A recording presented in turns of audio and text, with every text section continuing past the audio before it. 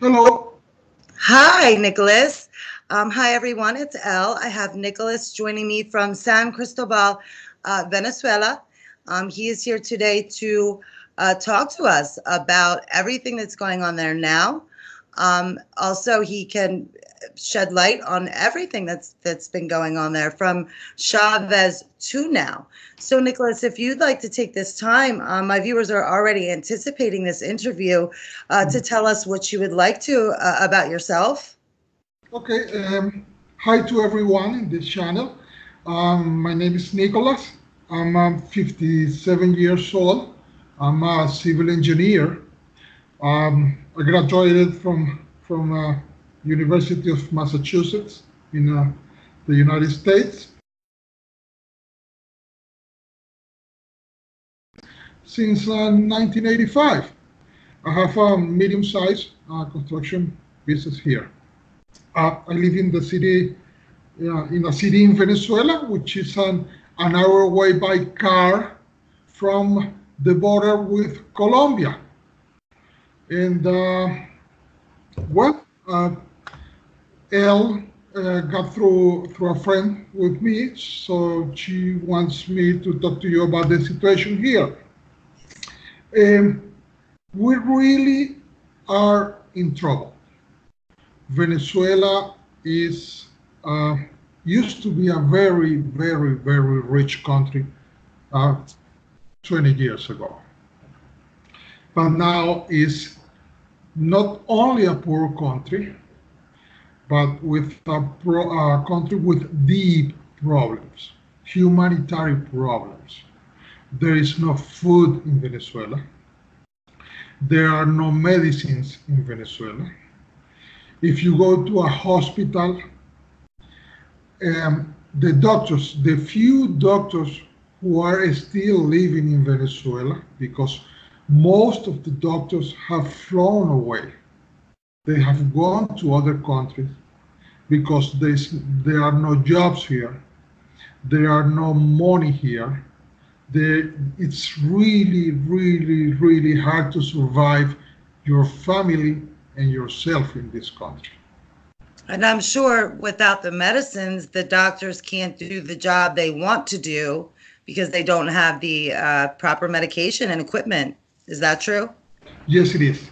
Yes. Uh, for a few years now, maybe 5, 6, 7 years, everybody who goes to a public government hospital has to take all the medicines, the everything you need to go to surgery. You need to buy it outside and then take it to the hospital, Like black market? wherever you find it, if you find it, if you find it. Since I live in San Cristobal, which we are very close to Colombia, people over here, we have the advantage to being close to Colombia. So we can go to Colombia if we have the money and buy all the items we need to take to the hospitals.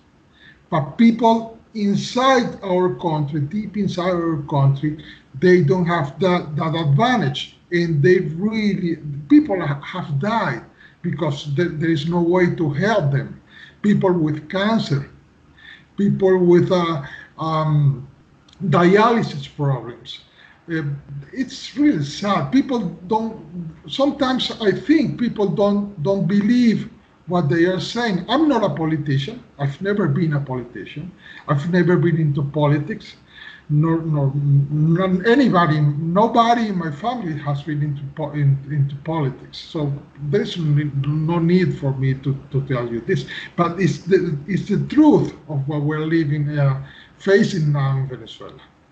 Right. And that's what we're trying to get across here to thousands and other channels that will mirror this video, tens of thousands of people that want to know the truth because in this country, and I know in your country, the media only tells us what they want us to see, what they want us to know. And I know that, I have the wrong impression. I'll be honest with you, Nicolás. A lot of people here say, why are we butting in? On the TV, it made it look like those protesters were for Maduro. And now I'm learning that that's not the case. And excuse my ignorance, but, we only get told, what they tell us, which is why this is so important. So I do have a lot of questions for you, but if you could just maybe briefly take us from Hugo Chavez to Maduro, to your feelings on Juan Guaido, and just whatever, you have the floor to say that. And also I would like to ask, do you believe the official narrative or story of how Hugo Chavez died? Okay. Chavez won the presidency elections in December of 1998. Hugo Chavez was a very charismatic person. He won the hearts of everybody in Venezuela. Not me, and not a few of us, but 70% of Venezuelans liked him, believed in him, and he won the presidency. Sometimes, when we are in democracy, we don't like our representatives. We don't like our president. We don't like our senators, and we want something else. In 1998, here in Venezuela, we got something else. Okay, that was Chavez. He won the hearts of every Venezuelan, most Venezuelans, and Venezuela was a very, very, very rich country at that time. So you could do whatever you want. What he did was he changed all the political rules that we had up until that time. Didn't he write a constitution in 1999? Yes, he did. And I think it was, and it still is, a good constitution. Okay? It was very good. But sometimes, many times, he himself didn't respect his own constitution. Okay? Chavez, with all the money from the oil, from the state of Venezuela, he decided to buy votes, and he started to create foundations where the government would give money for free to all the people who didn't have jobs. He didn't create jobs. He didn't teach people how to work, or teach people that to live you have to work. You have to go to school, or if you don't go to school, you have to learn how to do a job and do it. Chavez just simply didn't do that. Kind of like a socialist, share the money, give it out, instead of teaching people for hard work to get your own, right? Yeah. Just that. You said it better than me. That's the way it worked for a long time. But later on, the people in the government, I wouldn't be able to make sure if Chavez took money from the government. I'm not sure about that. But many or most of his collaborators, they stole money from the government. There are people who has worked in the government in Venezuela who are so much rich. They have huge fortunes. It's easy to find or to hear about somebody who has $100 million. Somebody else has $50 million. Somebody else has $200 million. There are some who have $1,000 million, $2,000 million. The Department of Public Works, they made contracts to build highways, bridges, buildings for a hospital, etc. And they pay the construction companies, the construction contractors, but the jobs, the highways, the bridges, the buildings, the hospital, they were never built. So where did that money go? Yes, I understand. And that's why many countries in the world are hunting all that money, who is hiding in banks, some in Europe, some in the United States, some in the Caribbean islands, and they are finding that money that in accounts whose owners cannot back up where they got that money from. Okay, and that's the real reason why Venezuela is a poor country now. Additionally, in the oil business company PDVSA, Venezuela has lived from the oil revenue for 50 years now. And since the people who follow Chavez, they never were taught to work. They destroyed actually the PDVSA, our national oil company, and it's in bankruptcy right now. That's a real truth. Yes. Yes. Okay. So when Chavez was in and Maduro was his vice president, the switch. Tell us about that switch, and maybe if you would like to say your feelings on it, Chavez, his death, and the switch to Maduro. What happened then, and what changes came about then, like right at that time when he died? Okay, most of us.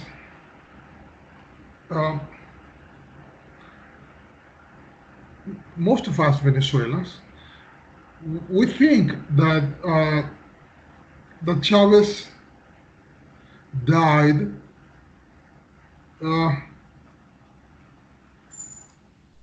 some weeks before the time we were told publicly.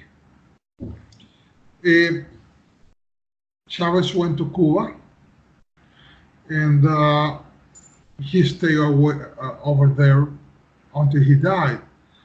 They said he was taken here to a hospital, a military hospital in Caracas, but nobody ever saw him here. And then he came. Once he came, I don't know. It was like November 2011, I think it was, and he made a television program publicly, and Yep. National television, and he hugged Maduro and said he was like his candidate to be president. And then like 3-4 months went away, passed, and then they said that Chavez had died here in Venezuela. Most of us Venezuelans don't believe in that. That's the truth. Yeah, most of well, I can't speak for everyone, but most people in what we call the independent journalist or truther community here in the States, we don't believe that either. Just to let you know. Yeah. So when did, after that hug and 3 months later when it was announced that he died, when did it really start to turn south and to be obvious to you and the people of your beautiful country, by the way, that he was in fact, taking money and doing whatever it is he did? When did it become?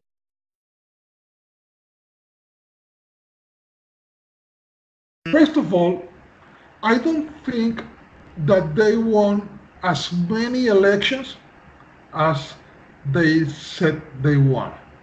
Okay, the the government department or agency who is in charge of making the elections, they do things wherever they want. There is no way to check them out, to control them, to get inside and try to view if everything is done I correct. understand. Same. It's the same thing here. Yeah, there's no way to. You just have to take them for their word, and that's basically all we have. I understand. Yeah. Yeah, but I went to elections. I went to vote all my life since I was 18 years old. Every election, I went to vote with my friends and everything. And there were um, some elections where there was nobody on the street. Nobody on the street. Most of the people who went to vote were people against Chavez. And when the results came out, so we had 30% of the votes, and they had 62% of the votes. It's Right. something incredible, but there was no way to do anything about it. So they they have not been as strong as people around the world think.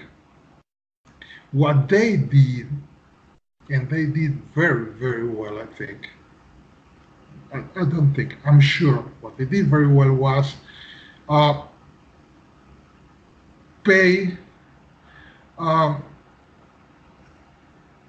companies for, I don't get the word, publicidad. Pay company to watch over, police them. No. Like, I forgot.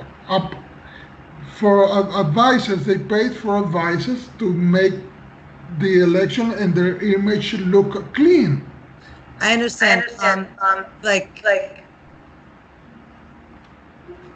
I do understand, and I feel like I'll find it here. to Okay. make it look something that it was not. Yes, Yes, yes, I understand. yes, yes. So it has been, uh, it has been a great movie for the rest of the world. And we, the Venezuelans in here, have been suffering for a long time. That's the truth. Yes. Okay. Um, now, what's going on now? Um, how did you feel? I'm sorry, I don't know the date. A couple weeks ago, and the inauguration was going on, and Juan Guaido said he would step in, become intermediate president. How do you feel about that whole situation?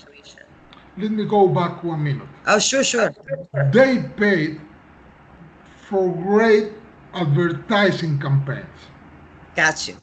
To make it look one way when it wasn't. Yes, They did a great job.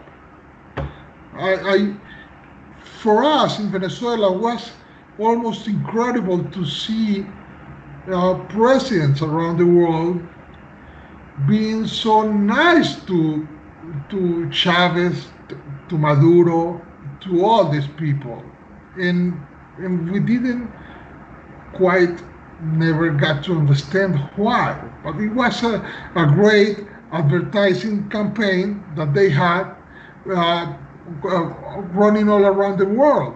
And it wasn't the truth. It was such a huge lie to everyone. That's what happened. Okay? Yeah, then before you answered that, and this just came up and I don't want to forget it. I know that there's 26 countries, and then last week, Mike Pompeo, our Secretary of State, came out with 15 other diplomats in favor of, ousting Maduro. What about Putin? and his backing of Maduro, as well as President, China as well. How do you feel about this? And what do you think? Okay. Maduro, they made elections in Venezuela, presidential elections in Venezuela last May 2018. Yes. Nobody went to vote. I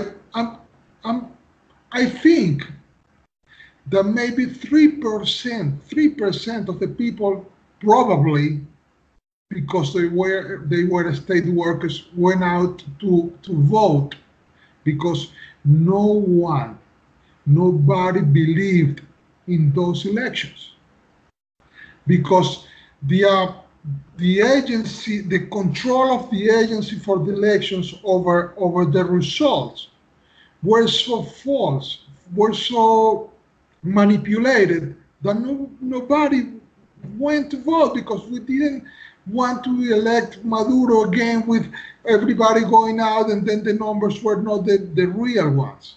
Right. You weren't trusting that the elections would be valid, so why go and vote? We did it for so many years, and we got tired of it. So in January of this year, the 6-year period for presidency finished, and our constitution says that when there is no president, for whatever reason there is, the president of the Congress, in this case, a National Assembly, that's the way we call it here in Venezuela, Yes. has to assume the presidency, interim, temporarily. Yep. Just to get new elections done. Yeah, in order. Yes. Oh, yes. If you read our constitution, I actually have read it. okay. And I will link it below this video as well. I think everyone should read it. There are a couple articles in there that are great. I think when I was reading it. Yes, it's a good. If they would stick to it, which goes on in our country too, Nicholas. They write executive orders that directly go against our constitution. I mean, I'm not comparing here to there by any means. I'm just saying it does. I know what you mean by that. When you have a good, well-intentioned written constitution, but if no one's following it, it doesn't do anybody any good. So how do you feel about Putin, and do you feel anything like on the ground there will happen from Putin? Well, Russia, Venezuela owes $150,000, $150,000 million to Russia. Okay, $150,000 million, and also owes $120,000 million to China. Yep.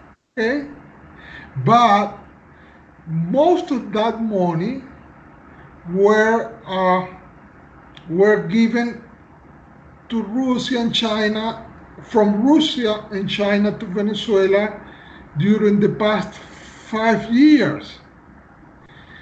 But our constitution says that the only way that the government can get money from other countries, right. Okay, that debt has to be approved by the National Assembly, and it hasn't been approved by the National Assembly, but because during the past 5 years, the National Assembly has a majority of opposition congressmen and women from the whole country. So I think, I'm not a great international politics analyst, but I think that they are afraid that their money won't get paid back to them. They won't get the money back. yes, at least not as easy as in another country. I think that's. I think that that's true too. But do you foresee any problems? Do you feel any threats? I mean, literally on the ground in your country from China or Russia? Do you feel that there, or is that just something that the media is hyping up? I know in our country they show Putin with Maduro shaking his hand, and I know Russia sent 2 jets to Venezuela that were equipped with, I don't know if they were on there or not, but they are made to carry nuclear weapons. So there's been a lot of speculation about that, and I just didn't know if that was a concern of yours. I mean, there are many people who say they have seen like small military bases from Russia here in Venezuela. Yes. I've never seen one, but I don't go around the country driving around to maybe get a chance to see that. But they say that, and the economic interests of Russia and China are huge in Venezuela. They have a lot to lose. Yes. That's the way I see it. Yes. So I think we're in trouble. Any way you look at it, no matter where you look at the situation in Venezuela, we are in trouble. Yeah, I think that that's definitely self-evident. Now, do you feel, positive though that the United States, Mike Pompeo, President Trump, and I'll ask you your feelings on Trump in a moment. Also, I just want to take this moment to tell my viewers that Nicolás is so kind to do this interview and give us a perspective, a well-educated man who runs a business, has a beautiful family there, and loves his country. So I'm not here, I'm just speaking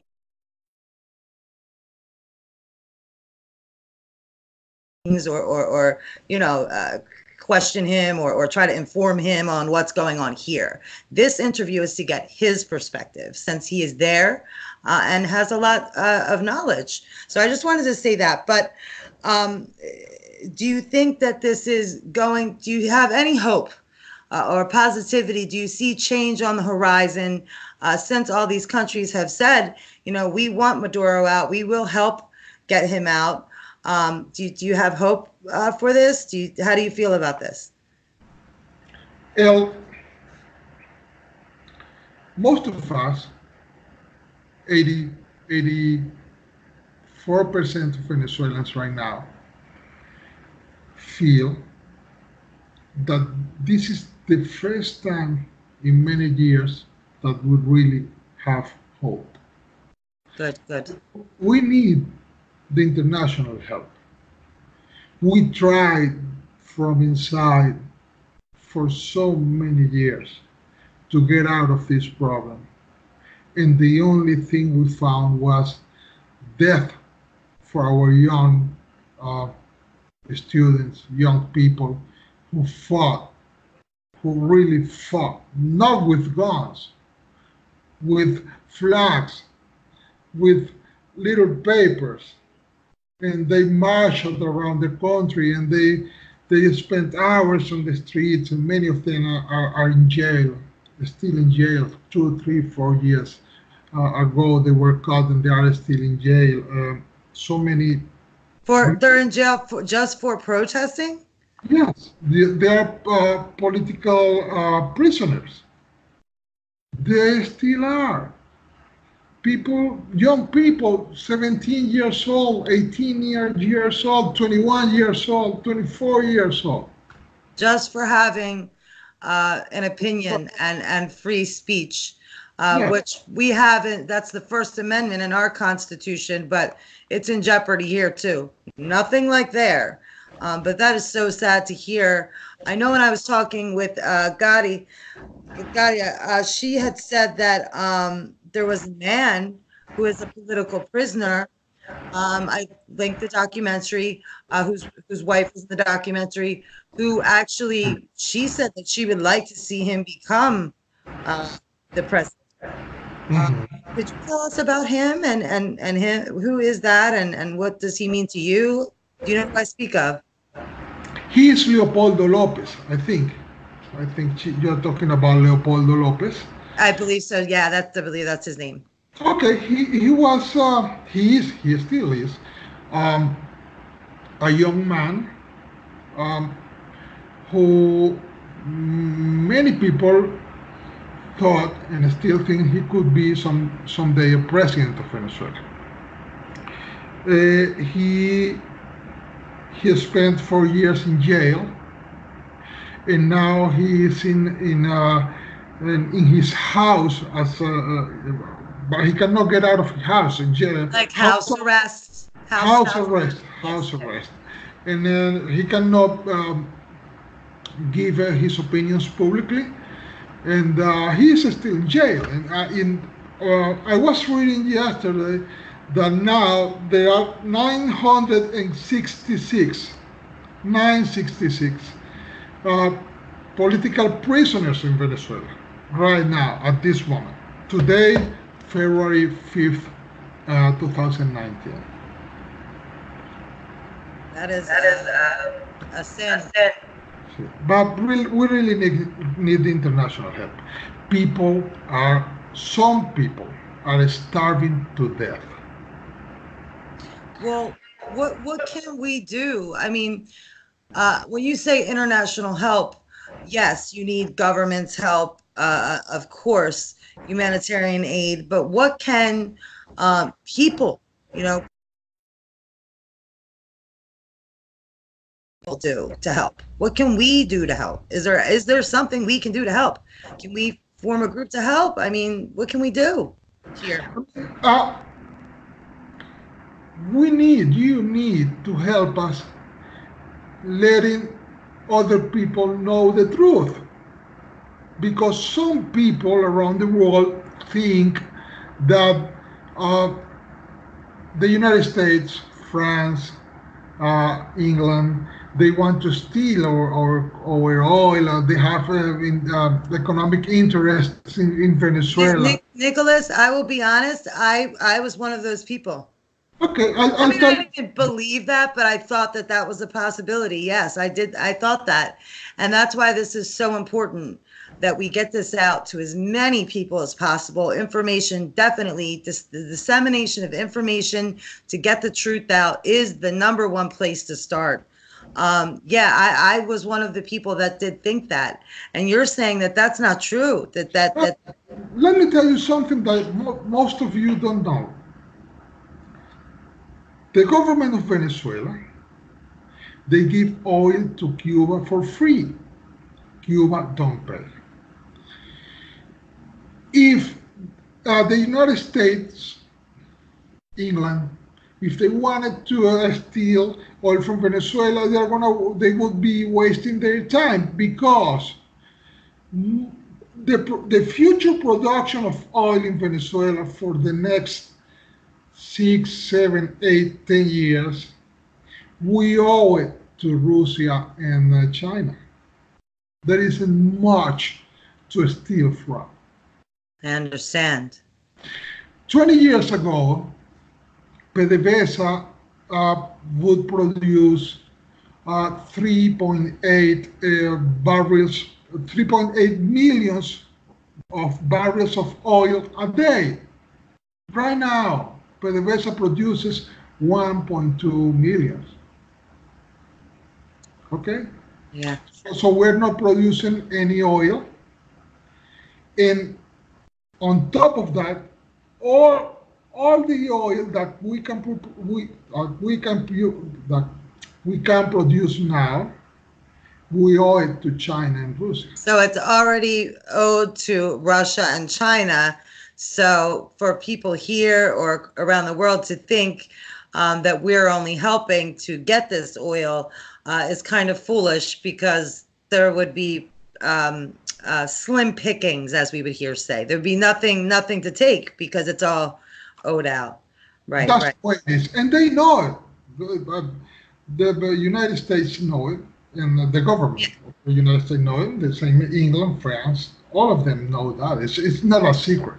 But it is a secret to the everyday person, you know, that doesn't have access to. That's why this is so important. And Nicholas, I know that a lot of my viewers are going to have so many more questions for you. So I'm hoping, I just can hear them now saying, why didn't you ask this? Why didn't you ask that? So I'm hoping maybe we could do a follow-up later. But about the conditions right now, where you are and all throughout the country. Now, I know you're an hour away by car from Colombia, and I know that that's a little bit of a benefit, as, like you said, more than people that are deep within the country. But, you know, as far as the postal service, you know, online things, what are the daily electricity? What are the daily struggles that you see because of all of this? Okay, for the past 4 years, when summertime comes in Venezuela, we only have wintertime and summertime in our country. Wintertime is a rainy season, and summertime is a dry season. It rains very, very, very scarce. And during the summertime, which is this time of the year, Venezuela have, the government have very big problems with the electricity, because all the dams and all the infrastructure for generating electricity is in such a bad state that we get cuts, 3 hours a day cuts, every single day. Most of us have power plants in our houses. I'm sorry, power what? Power plants. Power plants. Okay, yes, like generators or another form of. Yeah, small generators in our houses. Okay. If you want to go to a gas station to buy gasoline for your car, you have to do a line that might take you. I sent you a video. I did share the short 1 minute 20-second video of the drive to the gas station and all the people at the gas station. I shared that with my viewers. It's me taking that video. I took that video. Yes, I know. Yeah, I know. So, and it happens every day, every single day. You see people, if you drive around this city, you see lines all over the city. And there are huge lines, maybe 3 miles, 4 miles, 5 miles. And they get together sometimes. And if you go out in this city, like in Venezuela, most of the country is not working. Around 70% of the private companies and small companies have gone bankruptcy. Okay? Yeah. So we need to change. Is there, sorry to cut you off. Is there truth to, I don't know if this is true or not, that the government, or I might be getting the statistic wrong, but like the average person that doesn't work gets $6 a month from the government? Is there truth to that? No, that's the people who work. Oh, that's the people that work. That's the minimum wage for the month. Oh, wow. So, as well as fuel, and I know milk, I've heard toilet paper, meat. What other things are commodities or hard to get that you see these lines and things? What other things? Everything. I'm sorry if that sounded like an ignorant question. No. I don't know. I don't know. If you want to buy dental cream to brush your teeth, you don't find it here. It's hard to find. You might find it, but it's so hard to find. You have to do lines in supermarkets to find food. If you find it, it's not a story. It's not um, what politicians want people to hear. It's our truth. It's our reality. It's what we face every day. That when we wake up in the morning and we have to buy something that we need for our families, for our workers, for our houses, and you we changed in Venezuela. We changed the way we used to eat. Our menus in our houses changed so much.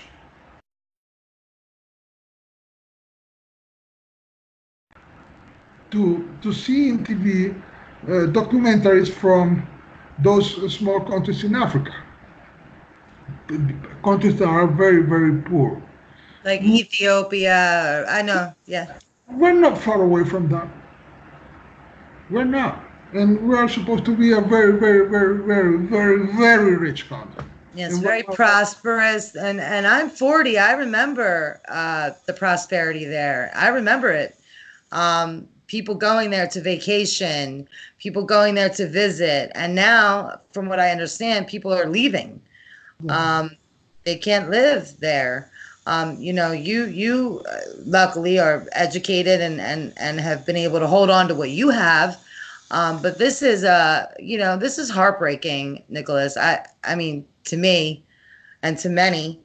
As far as the postal service, and I asked her this, but I want to ask you, people that want to help, and want to send, care packages of dental cream or whatever.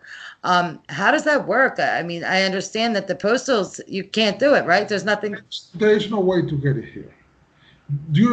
For many years, Venezuelans who live in the United States and in other countries tried to send things to Venezuela, but there is no way to get aid into the country. There's no way. Well, there has to be. Uh, they're trying right now. They're trying, and some people didn't get the idea. Like maybe you 3 days ago, you weren't really sure we No. needed our help.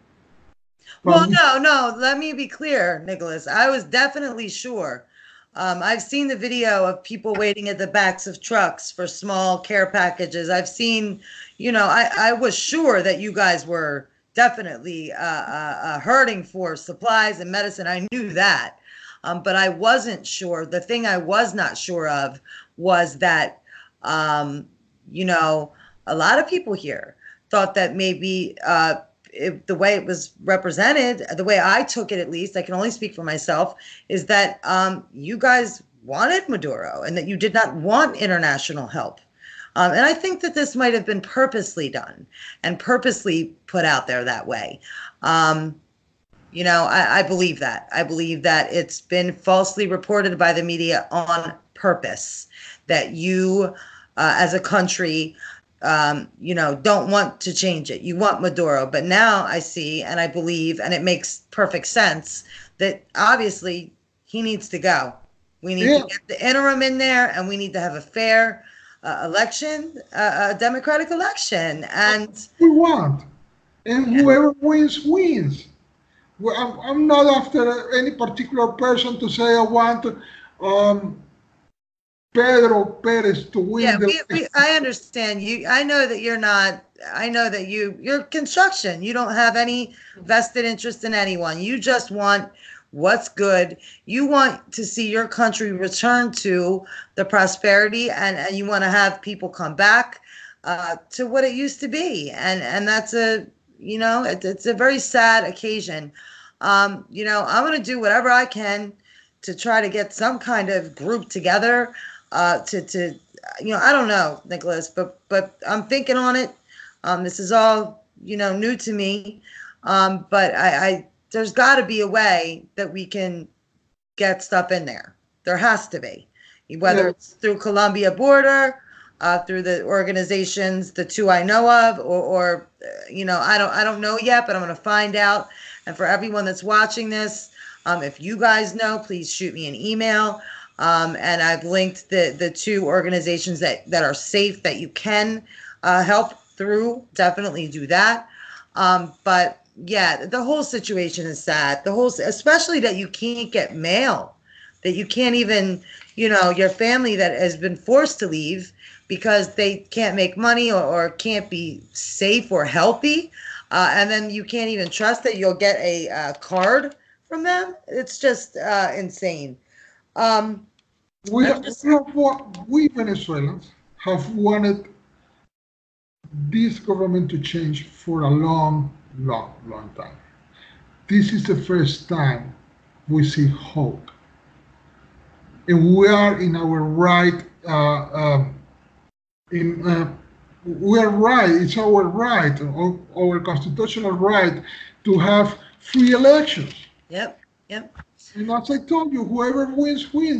I'm a Venezuelan. I love my country. I need my country back. I need my country for my daughters. I need my country for my friends, for my family, for myself. It's the truth. Let me ask you this, Nicolás, and this is a question that was sent in by a viewer, and I'm curious too. Do you think that, tensions are high right now? Do you think that Colombia and or Brazil are going to come in and forcibly?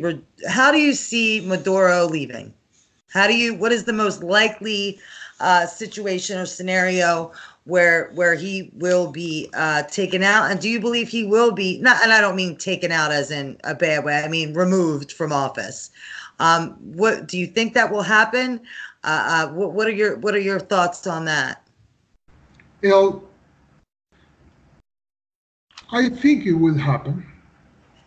Okay, I'm almost sure it will happen, but I have no idea how it will happen.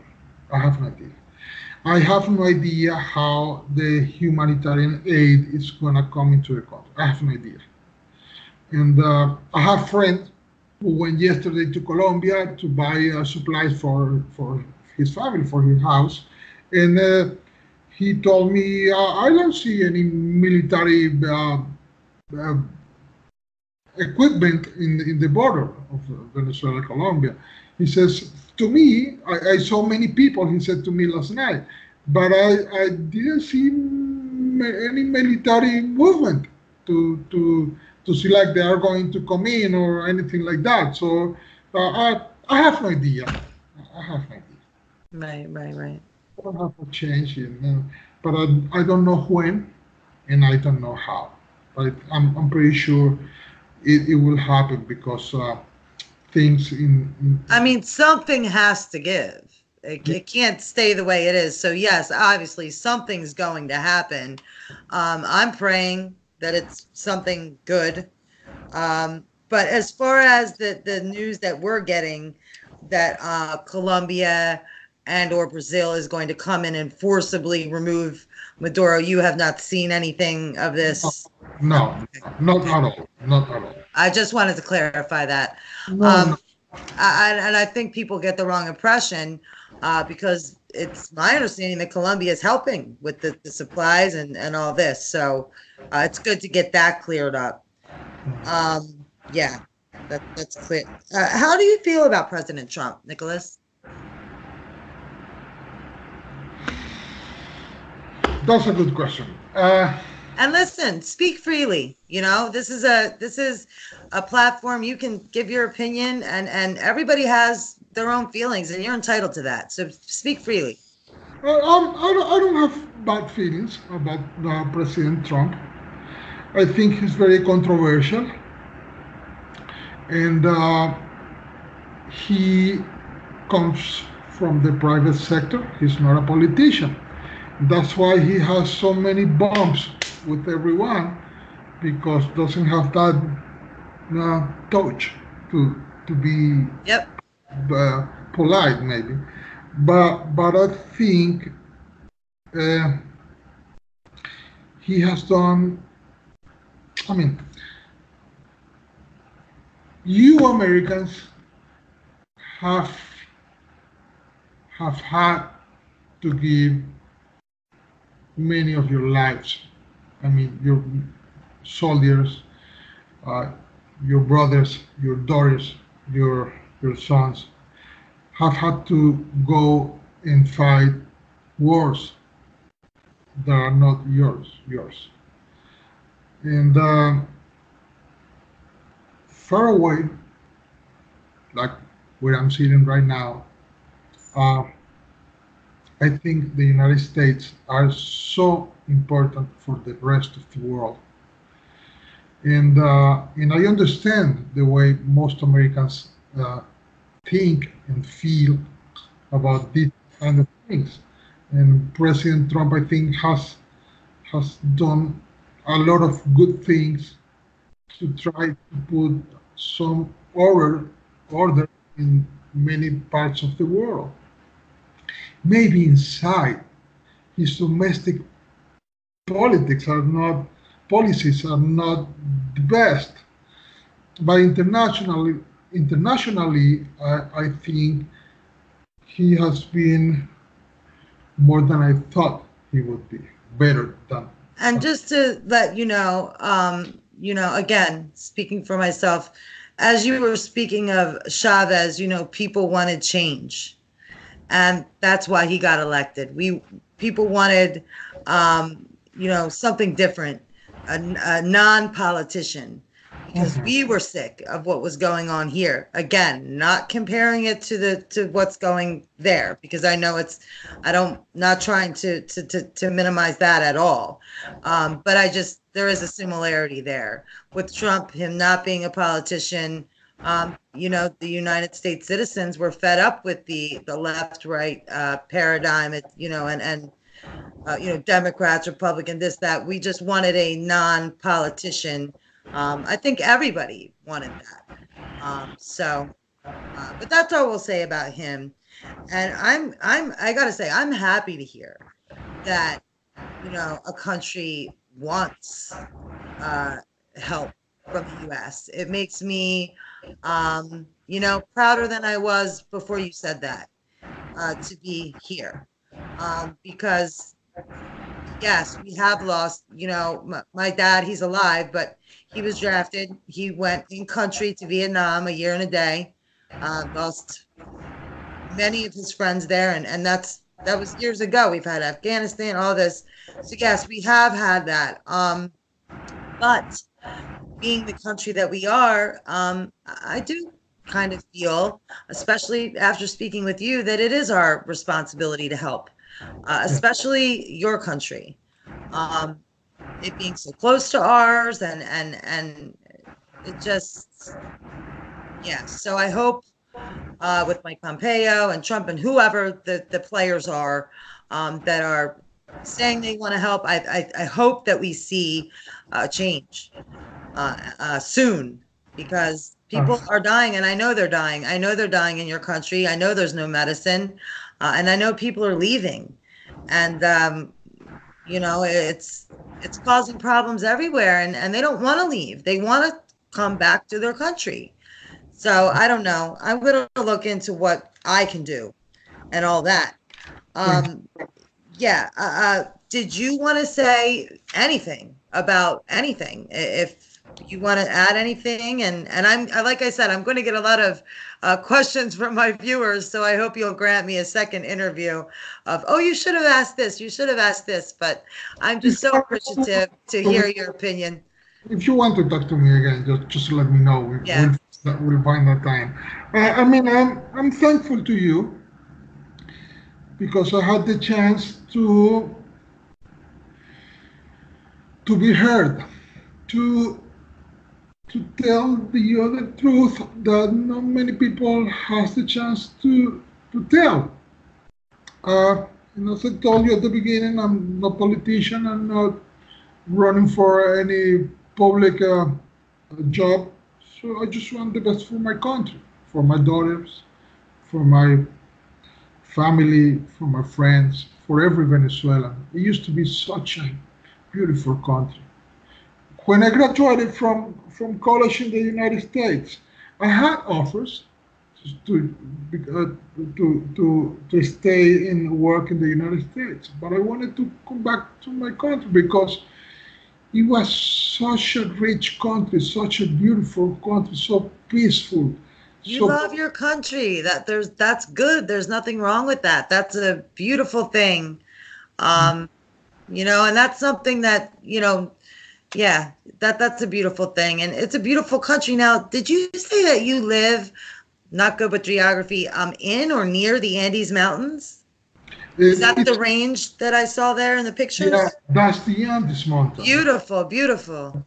Yeah, we are in the Andes, San Cristobal, Táchira. There are three states in Venezuela that are in the Venezuelan Andes. Táchira, whose capital is San Cristobal, where I live. Then there is Mérida, and the other state is Trujillo. Those are the three states. Okay. And we are right in the Andes, right here. That's good to know. Good to know.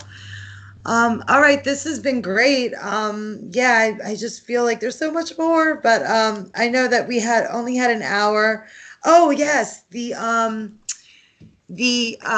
banking system. I definitely wanted to ask you about that. What's going on there? Are you able to keep your money in the banks, or do you have to bury it in a shoebox in the backyard, so to speak? Okay. What's going on with that? Since 2003, Chavez implemented in Venezuela control de cambio. I mean, we cannot have dollars in Venezuela. Okay, our currency has deteriorated so many times that less than a year ago they subtracted 5 zeros from our money. If I go to a bank, I can go to a bank downstairs from my office. I can only get cash 1,000 bolívares, which is 30 cents of dollar. 30 cents. You're saying you can only get 30 cents when you go to the bank at a time, like a day? Like a day, yeah. Like a day, no, a day. Yeah, that's what I mean. Like 30 Yeah, cents each 30 day. cents, yeah. They give you 1,000 bolívares, which is actually it's like a quarter, like 25 cents, actually, because 1,000 in this 3,300 bolívares per dollar, 30 cents, 30 cents. So we're in a corner. It's like a boxing match, and we have been in the corner, getting punched. Pummeled. Yeah, Yeah. for the last 7, 8 years. And we're tired. We have no strength anymore to keep fighting. That's why we need the. Well, you do, Nicolás, you do. And I appreciate you and your wonderful family. And we're going to get this information out there. I'm going to get a lot of emails saying that I should have asked you questions, so I'll contact you. But I am praying for you and everybody in your country. I mean that from the bottom of my heart. And I ask all my viewers to please educate yourself on what is going on. We have to be compassionate here. There's so much lack of that in today's society. Educate yourself. That's where it starts. I'm going to leave links to the documentary, links to the To Safe Humanitarian Aid. If you're able to help, even a couple dollars help.